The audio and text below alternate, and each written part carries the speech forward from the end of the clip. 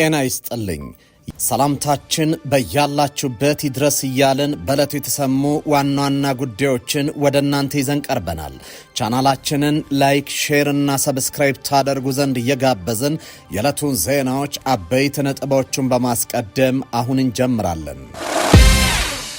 ጠላቱን አምርሮ የሚጠላና ሚስጥር የሚጠብቅ ሰራዊት እየተገነባ ነው ሲሉ ጀነራሉ ተናገሩ። ጀነራሉ ለሰራዊቱ ጥብቅ ትዕዛዝ ያስተላለፉበትን ውይይት ከመከላከያ ከፍተኛ አባላት ጋር አድርገዋል። ስብሰባው ኤርትራን የሚመለከት ነው፣ ትሰሙታላቸው። ከአዲስ አበባና ሀርጌሳ ከባድ ውይይት ተደርጓል። የእስራኤልና አረብ ኤምሬቶች የውጭ ጉዳይ ሚኒስትሮች ያደረጓቸው ጉብኝት ጨዋታ ቀያሪ እንደሆኑ ታምኖባቸዋል።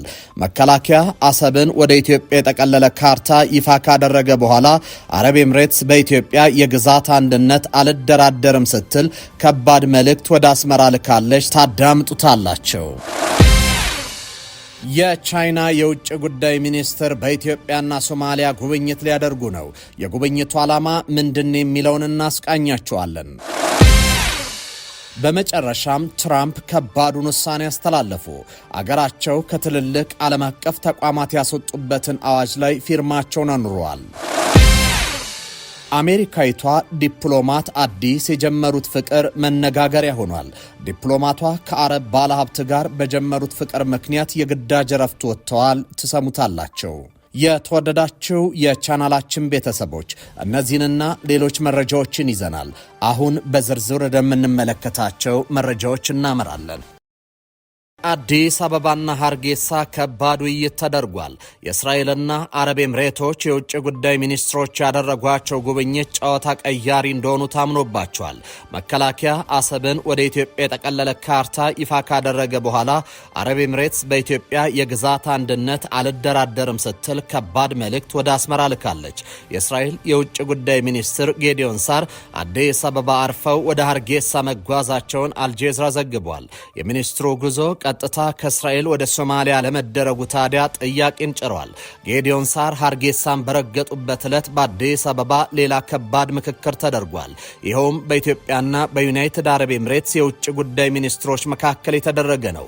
ከዚህ ውይይት በኋላ ኢትዮጵያና አረብ ኤምሬቶች ስትራቴጂያዊ ግንኙነታቸውን ለማጠናከር ተስማምተዋል ነው የተባለው። የእስራኤልና የአረብ ኤምሬቶች የውጭ ጉዳይ ሚኒስትሮች በተመሳሳይ ቀን በአዲስ አበባና ሀርጌሳ ያደረጉ ጉዞ ከጀርባው አንዳች የሚያያዝ ነገር እንዳለው እየተነገረ ነው። እስራኤል ለሶማሌላንድ እውቅና ከመስጠቷ ጀርባ ትልቁን ስራ የሰራችው አቡዳቢ እንደሆነች ተንታኞች ይጠቅሳሉ። ኢትዮጵያና አረብ ኤምሬትስ ባደረጉት ውይይት ሁለቱም ሀገራት አንዳቸው የሌላኛቸውን የግዛት አንድነት ለማስከበር ተስማምተዋል። ይህ ለሻቢያ ከባድ ራስ ምታት ነው ተብሏል።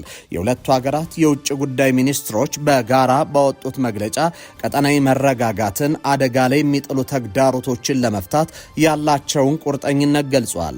ሚኒስቴር መስሪያ ቤቶቹ ማክሰኞ ታህሳስ 28 የአቡዳቢው ሚኒስትር ዴታ ከኢትዮጵያ የውጭ ጉዳይ ሚኒስትር ዶክተር ጌዲዮን ጢሞቴዎስ ተገናኝተው ቀጠናዊ ሰላምና ደህንነት ላይ ሁለቱ ሀገራት ያላቸውን የጋራ ፍላጎት በተመለከተ መልከታቸውን እንደተለዋወጡም ገልጿል። ምሽት ላይ የወጣው የጋራ መግለጫ ይህንኑ የሰላምና ደህንነት ጉዳይ አንስቷል። ሁለቱም ወገኖች አንዳቸው የሌላቸውን ሰላምና ደህንነት፣ የግዛት አንድነትና ኢኮኖሚያዊ ፍላጎቶች ለመደገፍና ለማስተዋወቅ ያላቸውን ሁለንተናዊና ስትራቴጂ አጋርነት በድጋሚ አረጋግጠዋል። የቻይና የውጭ ጉዳይ ሚኒስትር በኢትዮጵያና በሶማሊያ ጉብኝት ሊያደርጉ ነው። የቻይና የውጭ ጉዳይ ሚኒስትር ዋንጊዮ ከጃንዋሪ 12 ከጥር 12 አንስቶ በአፍሪካ ውስጥ ጉብኝት እንደሚያደርጉ መስሪያ ቤታቸው አስታውቋል። የመስሪያ ቤታቸው ቃል አቀባይ እንደገለጸው ሚኒስትሩ ይህን ጉብኝት የጀመሩት ከኢትዮጵያ ሲሆን በዚህም በአፍሪካ ህብረት ዋና መቀመጫ በሚከናወን ቻይና አፍሪካ ይር ኦፍ ፒፕል ቱ ፒፕል ኤክስቼንጅ በተሰኘ ፕሮግራም የመክፈቻ ስነ ስርዓት ላይ ይገኛሉ። በመቀጠልም ወደ ሶማሌ የሚያቀኑት ሚኒስትሩ ከዚያም ወደ ታንዛኒያና ሌሴቶ በመሄድ የሥራ ጉብኝታቸውን እንደሚያደርጉ ቃል አቀባዩ አስታውቋል። እንደ ቃል አቀባዩ የውጭ ጉዳይ ሚኒስትሩ በያዝነው የፈረንጆች ዓመት የመጀመሪያ የውጭ አገር ጉዞአቸውን ሲያደርጉ አዲስ አበባ የመጀመሪያቸው ትሆናለች። አክለውም ቻይና በየዓመቱ የውጭ ጉዳይ ሚኒስትሯን ወደ አፍሪካ እንደምትልክ የጠቀሰው ቃል አቀባዩ እኚህ ዘንድሮ የቻይና የውጭ ጉዳይ ሚኒስትር ወደ አፍሪካ ሲጓዙ ይህ 36ኛ ተከታታይ ዓመት ነው። የውጭ ጉዳይ ሚኒስትሮቻቸው ለ36 ተከታታይ ዓመታት በአፍሪካ መርገጣቸው ለሀገሪቱ ምን ያህል ቅድሚያ እንደምንሰጥ ማሳያ ነው ሲሉ አስረድቷል። እስራኤል ከሶማሊያ ተገንጥላ ነጻነቷን ላወጀችው ሶማሌላንድ የመጀመሪያውን የአገርነት እውቅና ከሰጠች በኋላ የሚደረገው ይህ ጉብኝት ለሞቃዲሾ ዲፕሎማሲያዊ ድጋፍ ሊሰጥ እንደሚችል ሮይተርስ ዘግቧል። የእስራኤል ለሶማሌላንድ እውቅና ከሰጠች በኋላ ለሶማሊያ ያላትን ድጋፍ በድጋሚ ያረጋገጠችው ቤጂንግ በኤደን ባህረ ሰላጤ ዙሪያ ተጽዕኖዋን ለማጠናከር ትሻለች። ይህ ቀጠና ወደ ቀይ ባህር መግቢያ ከመሆኑም በላይ በስዊስ ካናል በኩል ወደ አውሮፓ ለሚጓዙ የቻይና ንግድ ወሳኝ መተላለፊያ መስመር ነው። ጠላቱን አምርሮ የሚጠላና ሚስጥር የሚጠብቅ ሰራዊት እየተገነባ ነው ሲሉ ጀነራሉ ተናገሩ። ጀነራሉ ለሰራዊቱ ጥብቅ ትዕዛዝ ያስተላለፉበትን ውይይት ከመከላከያ ከፍተኛ አባላት ጋር አድርገዋል። ስብሰባው ኤርትራን የሚመለከት ነው። የመከላከያ ዘመቻ ዋና መምሪያ ኃላፊ ሌተናል ጀነራል በላይ ስዩም በመከላከያ አዛዥነትና ስታፍ ኮሌጅ ተገኝተው በወቅታዊ ጉዳዮች ዙሪያ ለሰልጣኝ ከፍተኛ መኮንኖች ጋር ተወያይተዋል።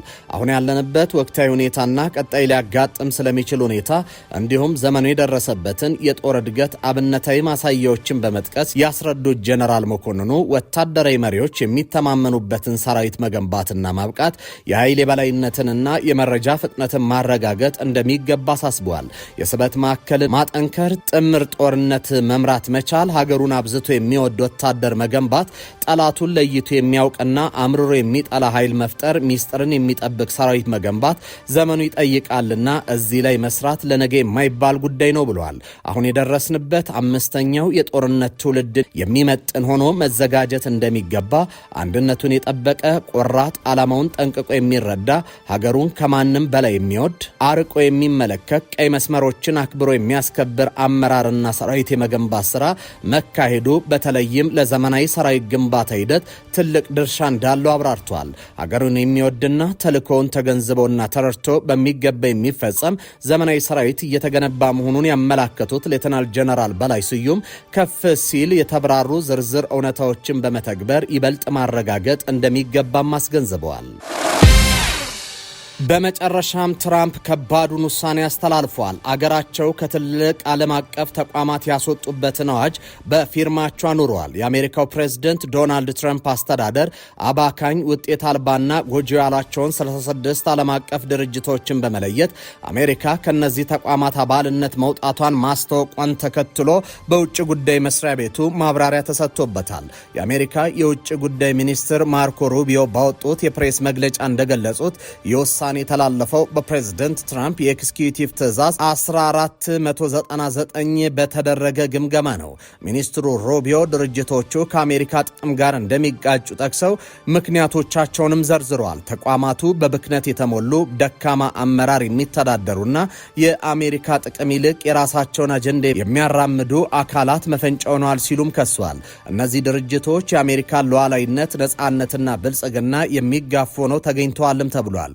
ቢያኩለውም ድርጅቶቹ ከሰላምና ትብብር ይልቅ ዓለም አቀፋዊ አስተዳደርን በማስፈን የብዝሃነት ዲኢአይ ስርዓተ ጾታ እኩልነት፣ ተመሳሳይ ጾታ ማለት ነው፣ እንደዚሁም የአየር ንብረት አጀንዳዎችን በማራመድ ላይ ተጠምደዋል ሲሉ ወቅሰዋል። ማርኮ ሩቢዮ በመግለጫቸው የአሜሪካ ሕዝብ ላብ ልፋትና ሀብት ምንም ጥቅም ለሌላቸው ተቋማት የምንሰጥበት ጊዜ አብቅቷል ብለዋል። በቢሊዮን የሚቆጠር የግብር ከፋዩ ሕዝብ ገንዘብ ወደ ውጭ የሚፈስበትን አሰራር እንደሚያቆሙም አረጋግጧል። መግለጫው አያይዞም ይህ እርምጃ ቀደም ሲል የተጀመረውና የአሜሪካ ዓለም አቀፍ ልማት ኤጀንሲዎችን የመዝጋት ሂደት አካል የሆነውን የመንግስት ያልሆኑ ድርጅቶች መረብ የማፍረስ ዘመቻ ቀጣይ ክፍል መሆኑን አመላክቷል። መንግስት በቀጣይ ሌሎች ተጨማሪ ዓለም አቀፍ ድርጅቶችን በመገምገም ተመሳሳይ እርምጃ ሊወስድ እንደሚችልም ተገልጿል። ከሊባኖስ ሀብታም ጋር ፍቅር የጀመሩት አሜሪካዊቷ ከፍተኛ ዲፕሎማት የግዳጅ ረፍት እንዲወጡ ተደረገ። ሞርጋን ኦርታገስ በበርካቶች ከአሜሪካ ዲፕሎማቶች ቆንጆ መሆናቸው ይነገርላቸዋል። በፕሬዝደንት ዶናልድ ትራምፕ እጅግ ከሚታመኑ ዲፕሎማቶች መካከል አንዱ የሆኑት እኚህ የ43 ዓመቷ ሴት አሁን መነጋገሪያ ሆኗል። የትራምፕ የአፍሪካ ቀንድና የመካከለኛው ምስራቅ ከፍተኛ አማካሪ የሆኑት ስቲቭ ዊትኮፍ ምክትል በመሆን እየሰሩ ያሉት ዲፕሎማት ዲፕሎማቷ በቅርቡ ከባለቤታቸው ጋር ተለያይተዋል። ጉዳዩን መነጋገር ያደረገው ትዳራቸውን መፍታታቸው አይደለም። ይህንን ተከትሎ አዲስ የጀመሩት ፍቅር ነው።